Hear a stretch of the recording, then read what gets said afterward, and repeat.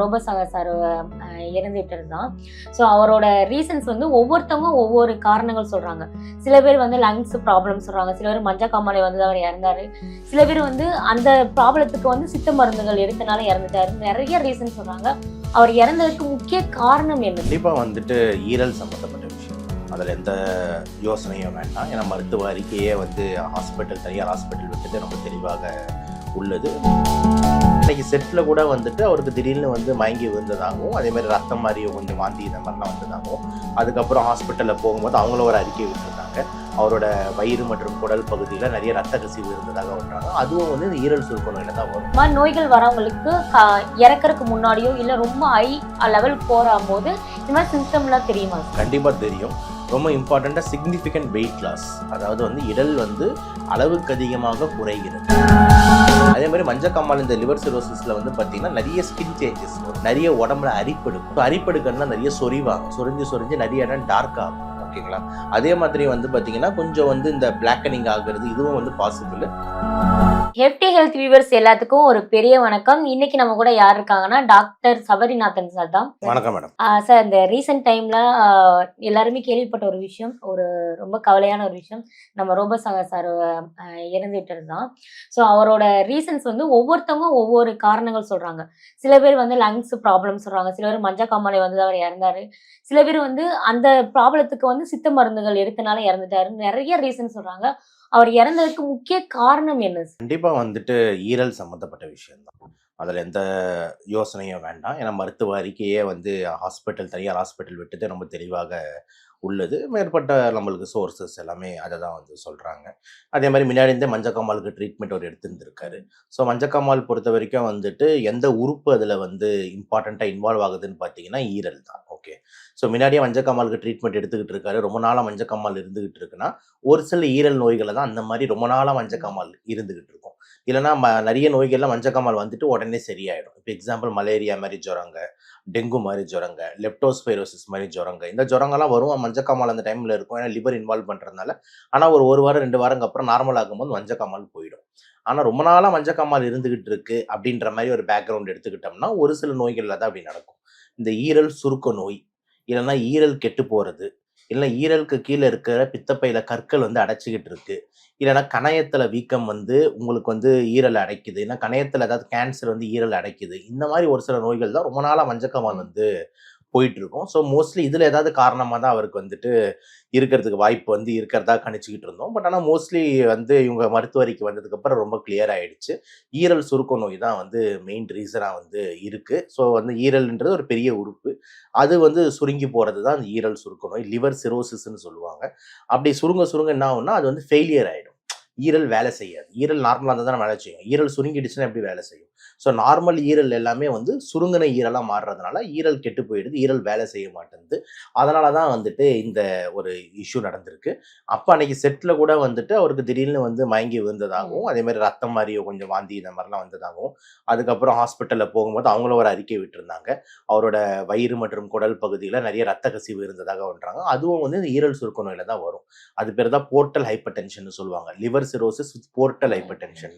அப்படி இருக்கும் போது வந்து உங்களுக்கு அந்தந்த இடத்துல வந்து வெடிக்கிறதுனால வந்து ரத்த கசிவு ஏற்படும். ஸோ கிளியர் கட்டாக அதில் டவுட்டு நம்மளுக்கு வேண்டாம் அப்படின்றது வந்து.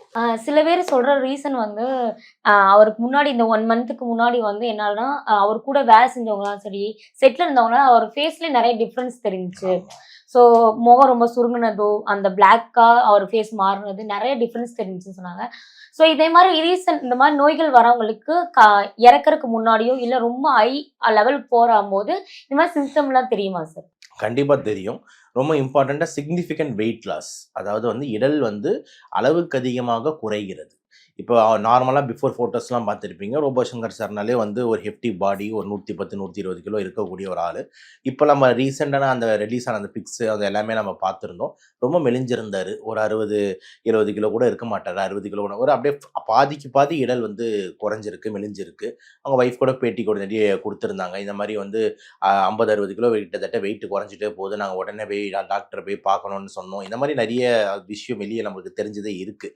ஸோ இது எல்லாமே வந்து பார்த்தீங்கன்னா பார்த்தீங்கன்னா வந்துட்டு ஒரு தீவிர நோய்க்கு போகும்போது இடல் பயங்கரமா குறையும். அதுல ஒரு ஒன் ஆஃப் த நோய் தான் இந்த ஈரல் கெட்டு போறது. ஈரல் சுருக்க நோய், ஈரல் கெட்டு போகும்போது உங்களுக்கு வந்து மெட்டபாலிசம் ப்ராப்பரா இருக்காது, செரிமானம் ப்ராப்பரா இருக்காது, சாப்பாடு சரியா செரிக்காது, பிளஸ் நோய் வேற. அப்படின்னும்போது வந்து உடம்புல இருக்கிற வெயிட் எல்லாம் சர்ருன்னு உரியும். ஓகேங்களா? ஸோ வந்து ஒரு ப்ராப்பரா ஒரு அப்சார்ப்ஷன் எதுவுமே இல்லாததுனால வெயிட் லாஸ்ன்றது ரொம்ப சிக்னிஃபிகன்ட்டா ஏற்படும். அதே மாரி மஞ்சக்காமாலை இந்த லிவர் சிரோசிஸ்ல வந்து பார்த்தீங்கன்னா, நெறைய ஸ்கின் சேஞ்சஸ் வரும். நெறைய உடம்புல அரிப்பெடுக்கும். ஸோ அரிப்பெடுக்கிறதுனா நெறைய சொறிவாங்க. சொரிஞ்சு சொரிஞ்சு நெறைய இடம் டார்க் ஆகும். ஓகேங்களா? அதே மாதிரி வந்து பார்த்தீங்கன்னா, கொஞ்சம் வந்து இந்த பிளாக்கனிங் ஆகுறது இதுவும் வந்து பாசிபிள். அன்ஹெல்த்தியா நம்ம ஆகும்போது நெறைய ஸ்கின் சேஞ்சஸ் ஏற்படும். முடி கொட்டும், ஃபேஸ் டார்க்கன் ஆகும். இது எல்லாமே நடக்கலாம். ஓகே. இது வந்து லிவர் ஃபெயிலியர்ல மட்டும் தான் இப்படி நடக்கும்னு சொல்ல வரல. எல்லா இதுலயுமே வந்து பார்த்தீங்கன்னா, ஒரு டெர்மினல் ஸ்டேஜ்க்கு நம்ம போகும்போது, எந்த ஆர்கன் டேமேஜ் ஆகி போகும்போதோ, கொஞ்சம் இந்த மாரியான விஷயங்கள் நடக்கக்கூடும். சார் இதுல முன்னாடி நீங்க சொன்ன மாரி வந்து நெறைய நோய்களுக்குமே வந்து இந்த சிம்ப்டம்லாம் தெரியும்னு சொன்னாங்க. சில பேர் வந்து சொல்ற காரணங்கள் வந்து, அவர் மஞ்சக்காமாலையில மட்டும் இல்லாம, அவர் அந்த ட்ரீட்மெண்ட் எடுக்கும்போதே குடிப்பழக்கமும் இருந்துச்சு. அகைன் அவர் நார்மல் ஆனதுக்கப்புறம் திரும்பி ஒரு பழைய ரோபோ சங்கரா வந்தாரு. திரும்பி அந்த குடிப்பழக்கம் வந்ததுனாலயும் இந்த காரணம் நடந்துச்சு அப்படின்னு சொல்றாங்க. ட்ரீட்மெண்ட் எடுக்கும்போதும் இல்ல, முன்னாடியுமே அவர் குடிப்பழக்கம்னால தான் லிவர் வந்து ஃபெயிலியர் ஆச்சு சார். இல்ல இதுல வந்து நம்மளுக்கு வந்து யோசிக்க வேண்டிய அவசியம் இல்ல. ஏன்னா சாரே பேட்டி நிறைய குடுத்திருப்பாரு. ரூ. 60 சரக்குல ஆரம்பிச்சு வந்துட்டு நான் வந்து 60,000 வரைக்கும் நான் ட்ரை பண்ணதே ட்ரை எல்லாமே பண்ணியிருக்கேன் அப்படின்ற மாரி சொல்லியிருப்பாரு. ஸோ இதுலேருந்தே நம்மளுக்கு வந்து ஒரு ஆங்கிள்ல ஒண்ணு வைக்கலாம்.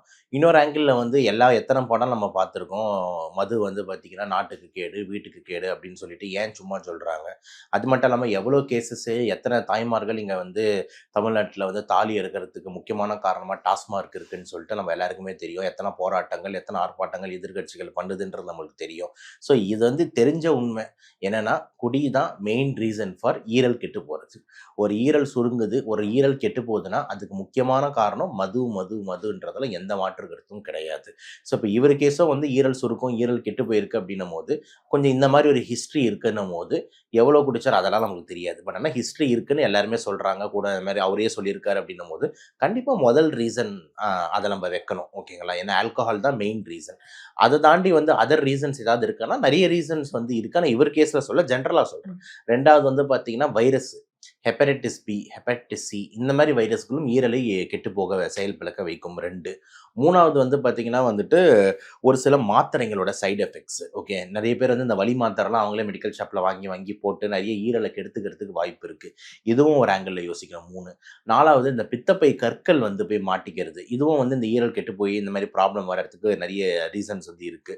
5வது இந்த பேர் தெரியாத நெறைய இதுல இந்த Instagram, Facebookலலாம் பார்த்தீங்கன்னா, பல ப்ராடக்ட்டுகள் விக்கிறாங்க. யாரு மொகனேன்னு தெரியாம அழகான பொண்ணுங்க வந்து இத வாங்குங்க, லிவர் கிளீன் ஆயிடுது, இத வாங்குங்க, கிட்னி கிளீன் ஆயிடுதுன்ட்டு. இந்த மாரி அன்னோன் ப்ராடக்ட்ஸ சாப்பிடுறதையும் வந்துட்டு லிவர் டக்குனு டேமேஜ் ஆகுறதுக்கு வந்து வாய்ப்பு இருக்கு. ஆனா எவ்வளவுதான் காரணங்கள் நம்ம அடுக்கிட்டு போனாலும், முதல் இடத்தில் இந்த ஈரல் சுருக்க நோய்க்கு இருக்கற முக்கியமான காரணம்ன்றது ஆல்கஹால் தான்.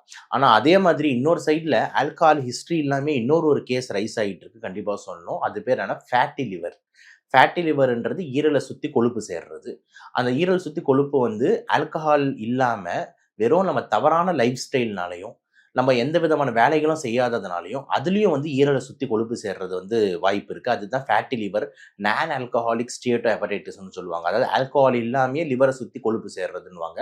அத வந்து இப்ப இருக்கிற ஜெனரேஷன் ஆளுங்க கொஞ்சம் கூர்ந்து கவனிக்கணும்ன்றது சொல்றேன். இந்த மாரியும் இருந்துகிட்டு, பிளஸ் கூடவும் குடிக்கிறோம் அப்டின்னா, ஈரல் சீக்கிரமா கெட்டு போறதுக்கு பல வாய்ப்புகள் உள்ளது. ஸோ, அதனால நீங்க கேட்ட கேள்விக்கான பதில் வந்துட்டு, கண்டிப்பா வந்துட்டு ஆல்கஹால் எப்ப, எவ்வளோ எடுத்தாலுமே நம்ம ஈரலுக்கு கெடுதல்ன்றதுல எந்த மாற்று கருத்தும் இல்லை. ஸோ, அவர் விட்டிருந்தாரு பழக்கம். இப்ப திருப்பி ஈரல் கெட்டு போனதுக்கப்புறம் திருப்பி ஏதாவது ஆரம்பிச்சு இருந்தாருன்னா, அதனால இப்படி ஆயிருக்குமானா 100% வாய்ப்பு இருக்கு. சார் நீங்க சொன்ன மாரி வந்துட்டு, அந்த பழக்கத்த வந்து நான் விட்டிருந்தாலும், அகைன் நான் எடுத்தனால அந்த பிரச்சனைகள் வரும்னு.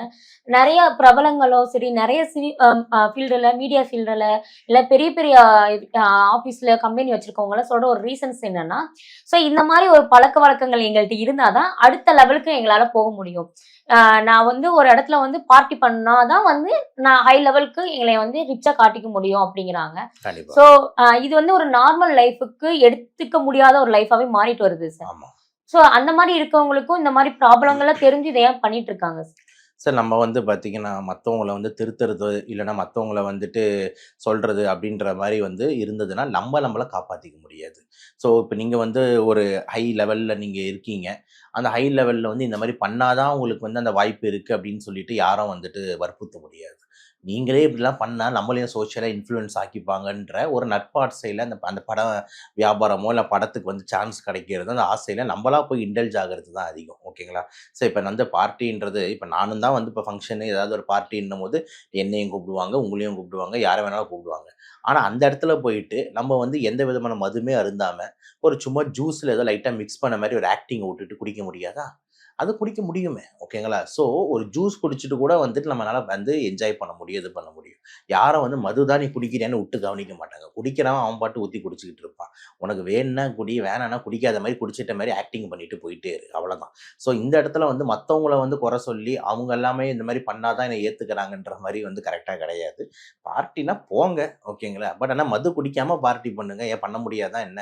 தாராளமா பண்ணலாமே! ஸோ அந்த இடத்துல நம்ம கட்டுப்பாடு தானே வந்துட்டு அங்க மெயினா இருக்கு. இவ்வளோதான் நம்ம பார்க்க முடியும். மத்தபடி வந்து எனக்கு தெரிஞ்சு இது ஒரு அடிக்டிவ் சப்ஸ்டன்ஸ். ஓகே. அதனால வந்து யாரா இருந்தாலும் ஒன்ஸ் ட்ரை பண்ணாங்கன்னா, ஒரு எஃபெக்ட் வந்ததுன்னா, அது மேலும் மேலும் ட்ரை பண்ணணுன்ற ஒரு நிலைப்பாடு வந்துருது. அதே மாரி நீங்க சொல்ற மாரி சர்க்கம்ஸ்டான்சஸும் அதுக்கு உகர்ந்து வருது.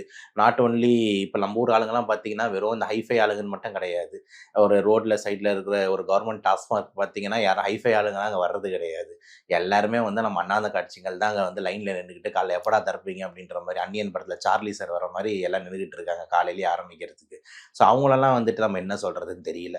தயவு செஞ்சு கொஞ்சம் பார்த்துக்கணும் அப்படின்ட்டு தான் சொல்றோம். ஏன்னா காலையிலேருந்து ஆரம்பிச்சு திருப்பி நம்ம வந்து குடிச்சுக்கிட்டே இருக்கோம் அப்படின்னா, உடம்புக்கு எவ்வளோ கெடுதல், எவ்வளவு ஆல்கஹால் வந்து லிவர டேமேஜ் பண்ணும் அப்படின்றதுல நம்ம எல்லாருமே யோசிக்கிறோம். ஸோ இத வந்து மத்தவங்கள குறை சொல்றத விட, நம்ம வந்துட்டு கொஞ்சம் பழக்கங்கள வந்து நம்ம தான் ரிஸ்ட்ரெயின் பண்ணிக்கணுன்றது ரொம்ப ரொம்ப முக்கியம். 2வது இந்த ஹை லெவல்ல குடிக்கிறவங்க ஓரளவுக்கு வந்துட்டு நல்ல ஆல்கஹால், இம்போர்ட்டட் சரக்கு இதெல்லாம் இருக்கிறதுக்கு வாய்ப்பு இருக்கு. நம்மளோட சாமானிய மக்கள் வந்து ஒரு டாஸ்மார்க்ல இந்த மாரிலாம் குடிக்கும்போது, ஆல்கஹால் வந்து என்ன குவாலிட்டில இருக்கு? ஃபாரின் ஆல்கஹாலா நம்மகிட்ட கிடைக்குது. எந்த அளவுக்கு நம்மளுக்கு வந்து இது ஏன்னா எவ்வளோ கேஸஸ் பார்த்துருக்கோம். இந்த மாரி இது வந்து என்னது கெட்ட சாராயம்ன்றாங்க. சில பேர் பார்த்தா கள்ளச்சாராயம்ன்றாங்க. சில பேர் பார்த்தா விஷச்சாராயம்ன்றாங்க. சில பேர் பார்த்தா வந்துட்டு இந்த மாரி வேற வேற பேர்ல சொல்லிக்கிட்டு இருக்காங்க. ஸோ இந்த மாதிரி வந்து ஏதாவது மிக்ஸ் ஆகுதுல பிரச்சனை இருக்கு. ஸோ குவாலிட்டி ஆஃப் ஆல்கஹால் உங்களுக்கு நீங்களே கம்பேர் பண்ணி பார்த்துக்கலாம். ஃபாரின் ஓட ஸ்காட்ச் குவாலிட்டியும், நம்மளோட ரூ. 140 குவார்ட்டர் குவாலிட்டியும் எப்படி ஒண்ணா இருக்க முடியும்னு சொல்லிட்டு. அது மட்டும் இல்லாம நம்மளுக்கு குடிக்கவும் தெரியாது. ஃபாரின் ஆளுக்கு ஒரு 30 எம்எல், 60 எம்எல்ல அவன் நிறுத்திடுவான். நம்ம ஆளுங்க ஆரம்பிச்சாலே குவார்ட்டர், ஹாஃப்ன்னு போது. ஸோ அதனால வந்து ஆல்கஹால் அமௌண்ட்டும் அதிகமா குடிக்கிறோம். குவாலிட்டி ஆஃப் ஆல்கஹாலும் ஒரு கேள்விக்குறின்னும் போது, தயவு செஞ்சு இந்த பக்கம் போகாம இருக்கிறது தான் கரெக்ட்.